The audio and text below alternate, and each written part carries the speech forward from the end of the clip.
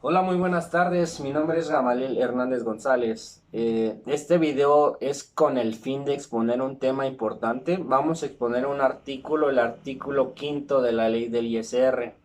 Este nos habla sobre el acreditamiento del mismo impuesto en relación a los extranjeros con residencia en México, que a continuación les voy a presentar.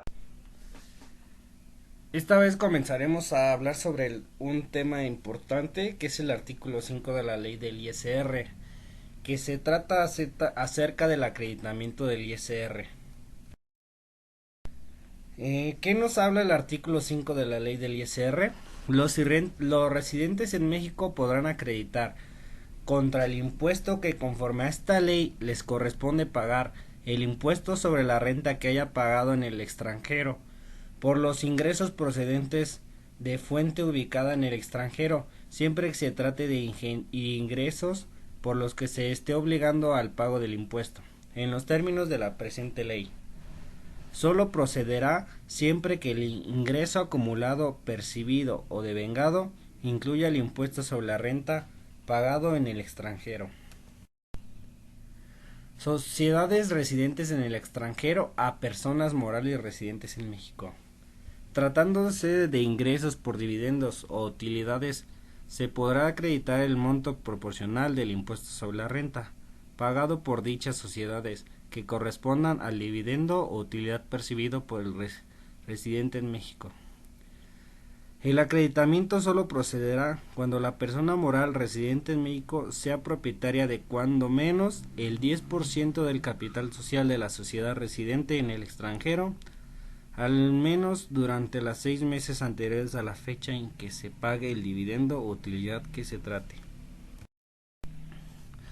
En este artículo vienen tres fórmulas que a continuación veremos. En el primer caso nos dice que el monto proporcional del impuesto sobre la renta pagado en el extranjero por la sociedad residente en otro país corresponde al dividendo o utilidad percibido por las personas moral residente en México. Se considerará como ingreso acumulable además del dividendo o utilidad percibido sin disminuir la retención o pago del impuesto sobre la renta en que en su caso se haya efectuado por su distribución. El monto proporcional al impuesto sobre la renta corporativo pagado por la sociedad, correspondiente al dividendo o utilidad percibida por el residente en México.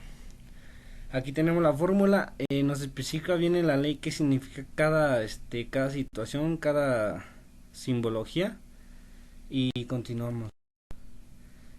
Aquí tenemos el segundo caso, nos dice que es el monto proporcional del impuesto sobre la renta pagado en un segundo nivel corporativo. Quien efectúe el acreditamiento deberá considerar como ingreso acumulable, además del dividendo o utilidad percibido en forma directa por el personal moral residente en México, sin disminuir la retención o pago del impuesto sobre la renta que en su caso se haya efectuado por su distribución, el monto proporcional del impuesto sobre la renta corporativo que corresponda al dividendo o utilidad percibido en forma indirecta por el que vaya a efectuar el acreditamiento, aun cuando el acreditamiento del monto proporcional del impuesto se limite en términos del párrafo séptimo de este artículo.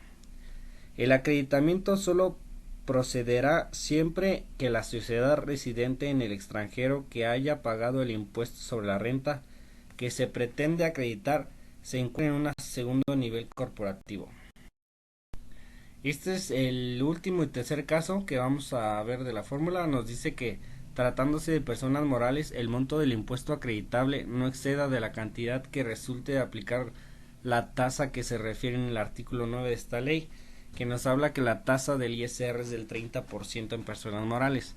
A la utilidad fiscal que resulte conforme a las disposiciones aplicadas de la presente ley por los ingresos percibidos en el ejercicio de fuentes de riqueza ubicados en el extranjero.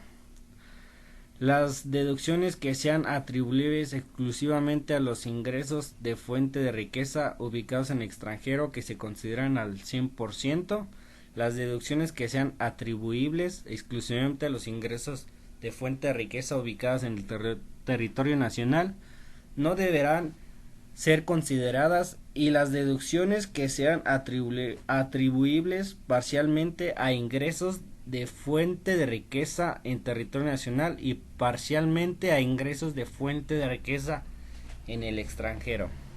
Se considerarán en la misma proporción que represente el ingreso proveniente del extranjero que se trate respecto a del ingreso total del contribuyente en el ejercicio. El cálculo límite de acreditamiento a que se refiere este párrafo se realizará por cada país o territorio de que se trate. En caso de personas físicas, el monto del impuesto acreditable a que se refiere el primer párrafo de este artículo no excederá de la cantidad que resulte de aplicar lo previsto en el capítulo 11 del título cuarto de esta ley, a los ingresos percibidos en el ejercicio de fuente de riqueza ubicados en el extranjero.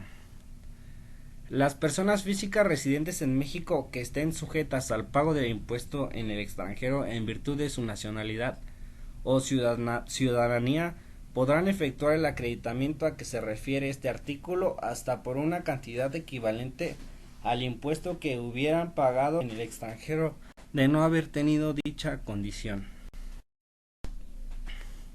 Seguimos con las personas físicas. Cuando el impuesto acreditable se encuentre dentro de los límites a que se refieren los párrafos que anteceden y no pueda acreditarse total o parcialmente, el acreditamiento podrá efectuarse en los 10 ejercicios siguientes hasta agotarlo. Los contribuyentes que hayan pagado en el extranjero el impuesto sobre la renta en un monto que exceda al previsto en el tratado para evitar la doble tributación, que, en su caso, sea aplicable al ingreso que se trate, solo podrán acreditar el excedente en los términos de este artículo una vez agotado el procedimiento de resolución de controversias contenidos en este mismo tratado. Por último, el artículo nos da unas restricciones respecto al caso que estamos viendo en este tema, y nos dice que se considerará que un impuesto pagado en el extranjero tiene la naturaleza de un impuesto sobre la renta cuando cumpla con lo establecido en las reglas generales que expide el Servicio de Administración Tributaria. Y por último, nos dice que no se otorgará el acreditamiento previsto en el primer párrafo de este artículo, que ya lo vimos, cuando el impuesto también haya sido acreditado en otro país o jurisdicción por motivo distinto de un acreditamiento similar al señalado en los párrafos segundo y cuarto de este artículo, salvo que el ingreso por el cual se pagó dicho impuesto también se haya acumulado en el otro país o jurisdicción donde se haya acreditamiento el mismo. Bueno, esto es todo y muchas gracias.